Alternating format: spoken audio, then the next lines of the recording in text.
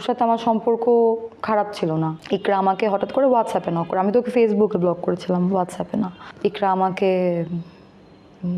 খুব অ্যাটাকিংভাবে কথাবার্তা টেক্সট করে। আপনার সাথে ইকরার কেমন রিলেশন ছিল সেটা যদি একটু শেয়ার করেন।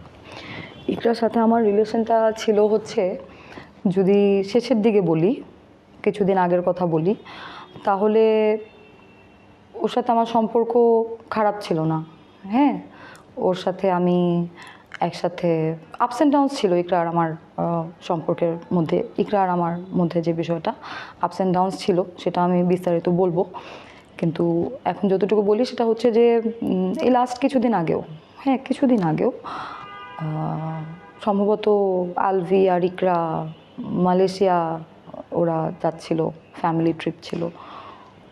ওই দিনও আমার ইকরার সাথে দেখা হয়, কথা হয়। আমরা উত্তরায় একটা ক্যাফেতে খুব লং টাইম বসি, কথা বলি, গল্প করি, এবং ওই গল্পর মধ্যে অনেক রকম কথা ছিল। শুধু যে মানে আলভি নিয়ে কথা হচ্ছে, ইনফ্যাক্ট আলভিকে নিয়ে কথা ওই দিন বেশ কমই হয়েছে। ওর ফ্রাস্ট্রেশন আলভিকে নিয়ে যেটা, ওই সময় ও খুবই কমই বলছে। ওই দিন ও মোস্টলি ওর ফ্রেন্ডদেরকে নিয়ে বা ওর লাইফ নিয়ে ও কী করবে, ওর যেহেতু একটা ছোটো বেবি আছে, ও তো আগে জব করতো, তো বেবি হওয়ার পরে তো আসলে জব করতেছিল না। ওই সব কিছু মিলায় এগুলা নিয়ে অনেক কথা আমাদের ওই দিন হয়। এটার পরেও আমাদের অনেক কনভারসেশন হয়েছে। আমরা একসাথে মিরপুর ডিএইচএস একটা পার্লার আছে, আমরা একসাথে ওই পার্লারেও গিয়েছি। আমি ওই পার্লার থেকে ওই দিন যেদিন পার্লারে গিয়েছি ওই দিন ওখান থেকে ওর বাসাতেও আমি গিয়েছি। আমাকে বলতেছিল যে চলো, বাট যেহেতু ইকরার আমার পাস্ট হিস্ট্রিতে একটু আপস অ্যান্ড ডাউনস ছিল, আমার মধ্যে একটু জড়তা ছিল এই বাসায় যাওয়া নিয়ে। দেন ও হচ্ছে গিয়ে আমাকে বলে আরে চলো, সমস্যা নাই চলো। তো আমিও তখন এরকমই তো ভাববো যে আচ্ছা, যেহেতু ফ্রেন্ডশিপটা আবার আমাদের মধ্যে স্টার্ট হয়েছে, তাহলে তো আচ্ছা ঠিক আছে বলতেছে যাই। ওই দিনও যখন যাই, আমরা বারান্দায় বসে অনেকক্ষণ কথা বলি, ওদের বাসার বারান্দায়। ওই দিন আলভি বাসায় ছিল না। তো যতক্ষণ আমাদের মধ্যে কথা হয়েছে, ইকরা ওর ভার্সিটি লাইফ, ওর ফ্যামিলি লাইফ, ওর মা বাবা, ও কীভাবে বিয়ে করে আসে, এগুলো নিয়ে গল্প কথা। আমিও কথা বলছি আমার ফ্যামিলি নিয়ে, আমার অতীতের কোনো শেয়ারেবল কোনো কিছু থাকলে, এরকম কথাবার্তা আমাদের হয়েছিল। প্রেশারেসিটা আসলে আমার দিক থেকে শুরু হয় নাই। জিনিসটা এরকম ছিল যে এটা আসলে শুধু আমি না, এটা কিন্তু অনেকেই জানেন, হ্যাঁ, যে আলভি কারোর সঙ্গে যখন কাজ করা শুরু করে, ইকরা নিজে থেকেই তাদেরকে নক করে, নিজে থেকে ইভেন ইকরা কিন্তু নিজে থেকেই আমাকে নক করে বা আমাকে ফ্রেন্ড রিকোয়েস্ট পাঠিয়ে আমার সাথে পরিচয় হয়েছিল। হ্যাঁ, শিয়া বাটার ও ভিটামিন ই সমৃদ্ধ লিলি বিউটি সোপ, তারুণ্যময় উজ্জ্বল ত্বকের জন্য। তো ওর মধ্যে ইভেন আমার সম্পর্কে খোঁজ খবর নিয়েছিল। তো যে কোনো কারোর সঙ্গেই কাজ করলে তার সম্পর্কে ইকরা খোঁজখবর নিত। একটু সন্দেহ করার বিষয়টা ওর মধ্যে আসলে ছিল। তো যখন আমরা কাজ করা শুরু করি এবং আমরা যখন কাজ করা শুরু করি, আমার তো আলভির সাথেই ম্যাক্সিমাম কাজ। তো একটা পর্যায়ে ওদের মধ্যে আমাকে নিয়ে এক ধরনের ঝগড়াঝাঁটি বা এই ধরনের কিছু একটা হয়, আমাকে নিয়ে সন্দেহ করে বা এরকম কিছু একটা বিষয় থাকে। এরপরে তখনও আমি কিছু বলি না, কারণ আমি জানতাম না। এরপরে গিয়ে একদিন এরকম হয় যে অল অফ আ সাডেন ইকরা আমাকে খুব অ্যাটাকিংভাবে কথাবার্তা টেক্সট করে এবং অ্যাটাকিংভাবে আমাকে কল দিয়ে খুব বাজে বাজে কথা বলা শুরু করে। এবং আমিও ওই দিন থাকে না যে এখন আমাকে যদি কেউ একটা নোংরা কথা বলে, আমিও ওই দিন ওকে বলছি যে তুমি, এটা আমি অনেক 2023-এর কথা মনে হয় এটা, হ্যাঁ, যে আমি বলি যে তুমি তোমার যদি এতই প্রবলেম, তুমি হাজব্যান্ডকে ধরে রাখো, তুমি আরেকটা মেয়েকে কেন তুমি নক করে আজে বাজে কথা তুমি বলতেছো।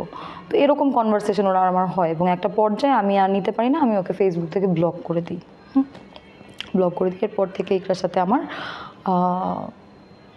লং টাইম আর কোনো কথা হয় না। এরপরে গত বছর আলভির বার্থডের আগে দিয়ে গত বছর আলভির বার্থডের আগে দিয়ে ওদের মধ্যে কি কনভারসেশন হয়েছে আমি জানি না, কিন্তু ইকরা আমাকে হঠাৎ করে হোয়াটসঅ্যাপে নক করে, আমি তো ওকে ফেসবুকে ব্লক করেছিলাম, হোয়াটসঅ্যাপে না। তো ও আমাকে হোয়াটসঅ্যাপে নক করে, she said sorry to me ওই আগের ওই বিহেভিয়ারের জন্য। অ্যান্ড ও আমাকে একটা ফ্রেন্ডশিপ অ্যাপ্রোচ করে। অ্যান্ড ও বলে আলভির তো বার্থডে, আমি তো সারপ্রাইজ প্ল্যান করতেছি, তুমি আমরা যদি একসাথে সবাই মিলে করি তাইলে তো অনেক সারপ্রাইজ হবে। তো আমি একবার এরকম ভাবছিলাম যে যেহেতু আগের এরকম একটা হিস্ট্রি আছে, আমার মনে হয় এটাতে এর থেকে দূরে থাকা ভালো। কিন্তু পরে আবার আমার কাছে মনে হয়েছে যে না, ও তো আমার ফ্রেন্ডের ওয়াইফ, আমি তো ওকে আসলে এইভাবে একেবারে ইগনোরও করতে পারি না। ও যদি নিজে থেকে আমার সাথে কথা বলে, ফ্রেন্ডশিপ করে, আমি তোকে ইগনোর করব না। দেন আমিও ওই বার্থডের আলাদা একটা ফেসবুকে গ্রুপ হয়, যারা যারা ওই বার্থডেতে আসবে বা সবার কথা হয়, প্ল্যান হয়, আমরা কেউই আলভিকে এটা আগের থেকে জানাই না।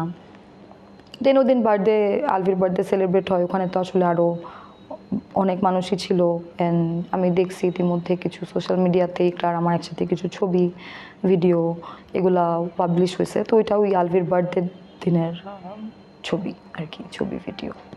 আচ্ছা, এটার পর থেকে ওর সাথে আমার আসলে আর কখনোই কোনো মনোমালিন্য, কোনো রেষারেষি ওর সাথে আমার হয় নাই। এরপরেও যখন খুব একটা আমরা টাচে ছিলাম না, ফেসবুক অ্যাডেড ছিলাম বাট খুব একটা টাচে ছিলাম না, মাঝে মধ্যে হয়তো আমি ওর পোস্টে কমেন্ট করতাম, মাঝে মধ্যে হয়তো ও আমার পোস্টে কমেন্ট করতো, বা স্টোরিতে একজন আরেকজনের রিপ্লাই দেওয়া হতো। আর এরপরে তো বললামই, একটা ফেজ আসে যে ফেজে আমরা একসাথে ঘুরছি, একসাথে আমরা মুভিও দেখছি, তখন আলভি সহ দেখা হয়েছে, এরকম হয়েছে একবার অনেক আগে। আলভি ছাড়াও আমাদের একসাথে মুভি দেখা হয়েছে। আলভির সাথে ওর মানে আমাকে নিয়ে সন্দেহর ব্যাপারটাও যেরকম ছিল, অ্যাট দ্য সেম টাইম ও আবার আমার সাথে নর্মালও হয়ে যেত। মানে থাকে না যে আমি যদি একটা মানুষকে নিয়ে সন্দেহই করি, তাহলে তো আমার হাজব্যান্ডকে আমি মানুষের সাথে কাজই করতে দিব না। কিন্তু আমি যদি একবার সন্দেহ করি, একবার রাগারাগি করি, আবার পরে গিয়ে তার সাথে আবার ফ্রেন্ডশিপ করি, তার সাথে ঘুরি ফিরি, আবার একদিন রাগ উঠলো, আবার আমি বললাম, তারপর আবার আমার মাথা ঠান্ডা হলো, আবার আমি নর্মাল হয়ে গেলাম, জিনিসটা এভাবে চলতো আর কি।